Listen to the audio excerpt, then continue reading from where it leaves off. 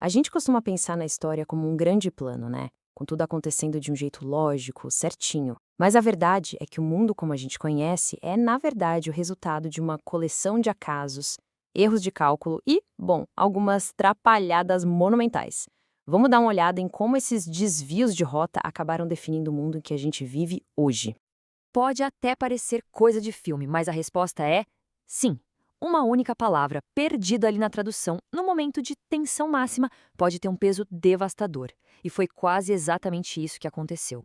Olha só essa cronologia. É assustador como tudo aconteceu rápido. Em menos de 2 semanas, o mundo mudou para sempre. E o estopim foi uma única palavra, uma resposta japonesa ao ultimato dos aliados, no momento em que a pressão militar era simplesmente sem precedentes. A interpretação dessa palavra selou o destino de centenas de milhares de pessoas. É aqui que a gente entra num território bem perigoso, onde as palavras deixam de ser só comunicação e se transformam literalmente em armas. Vamos ver como um simples erro de tradução pode escalar tensões e redesenhar o mapa da guerra. A palavra em questão era mokusatsu, e o problema todo está na dualidade perigosa dela. Para um Japão que já estava encurralado, ela podia significar algo neutro, como um calma, sem comentários por agora, precisamos de tempo para decidir. Mas, no calor do momento, a tradução que chegou para os aliados foi tratar com desprezo silencioso. Soou como uma afronta, um desafio. E essa interpretação, bom, ela mudou tudo. Agora, pula para 1956, no auge da paranoia da Guerra Fria. O líder soviético Nikita Khrushchev solta essa frase. Para o Ocidente, soou como uma ameaça direta de aniquilação nuclear. O pânico foi geral. Mas, na realidade, era uma expressão idiomática russa, uma provocação que queria dizer algo como: o nosso sistema vai durar mais que o de vocês. Só que naqueles tempos de tensão, ninguém parou para checar o dicionário. Mas calma, nem toda falha de comunicação termina em tragédia. Algumas viram piada internacional. Foi o que aconteceu quando o presidente americano Jimmy Carter visitou a Polônia e o intérprete dele, digamos, se empolgou um pouco. Uma saudação amigável virou um anúncio de que ele estava abandonando os Estados Unidos para sempre. Imagina a confusão. E ficou pior. A tentativa de Carter de dizer que queria entender os desejos dos poloneses para o futuro foi traduzida como um desejo, bem, muito mais íntimo. A diplomacia se transformou numa verdadeira comédia de erros, mostrando que até em visitas oficiais, uma palavra errada pode criar um caos monumental. Mas e se um erro, em vez de causar um desastre, pudesse gerar uma revolução? Vamos agora sair da política e entrar no laboratório, onde a genialidade muitas vezes nasce não do plano, mas do completo acaso. Nossa história começa com o médico Alexander Fleming voltando de férias, lá em 1928, e encontrando o laboratório dele numa bagunça. E no meio dessa desordem, uma placa de cultura de bactérias esquecida, já toda mofada. Onde a maioria de nós veria só um experimento estragado, a mente preparada de Fleming viu algo extraordinário. O fungo estava matando as bactérias ao redor dele. Aquele esquecimento, aquela bagunça, deu à humanidade a penicilina e simplesmente revolucionou a medicina para sempre. Agora vamos para 1945. O engenheiro Percy Spencer está ali trabalhando com um equipamento de tecnologia de radar, quando percebe que o lanche que ele tinha no bolso virou uma poça de chocolate derretido. A curiosidade de um verdadeiro inventor falou mais alto. Ele não ignorou o fato. Ele testou com pipoca, depois com um ovo, que, aliás, explodiu na cara de um colega. E a partir desse acidente pegajoso, nasceu o forno de micro-ondas, um item que hoje está em praticamente todas as cozinhas. Em 1938, o químico Roy Plunkett estava tentando criar um novo tipo de gás refrigerante.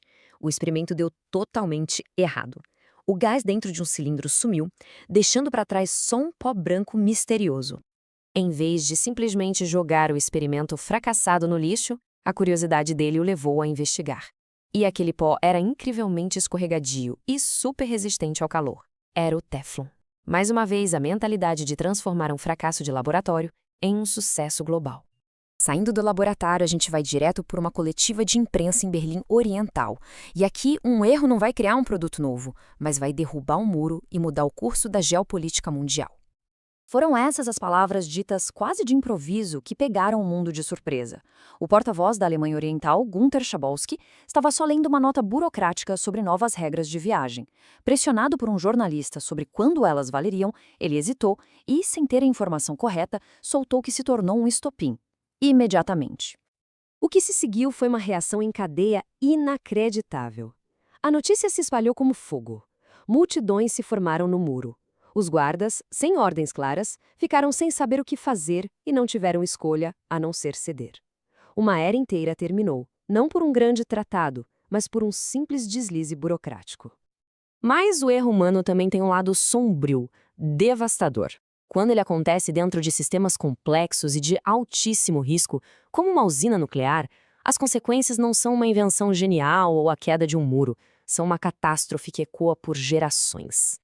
E tudo começou não com uma crise, mas com um procedimento padrão. Na madrugada de 26 de abril de 1986, os operadores da usina de Chernobyl iniciaram um teste de segurança no reator número 4.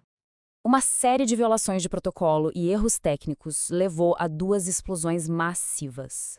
Mas o erro mais devastador talvez tenha sido a negação. As autoridades levaram 36 horas para admitir a gravidade do que tinha acontecido e começar a evacuar a cidade de Pripyat, expondo dezenas de milhares de pessoas a níveis mortais de radiação. O resultado foi um desastre ambiental e humano sem precedentes. Chernobyl não foi apenas uma falha técnica, foi a falha de um sistema inteiro que valorizava mais o segredo do que a vida. E suas cicatrizes permanecem até hoje. Então, o que a gente aprende com tudo isso?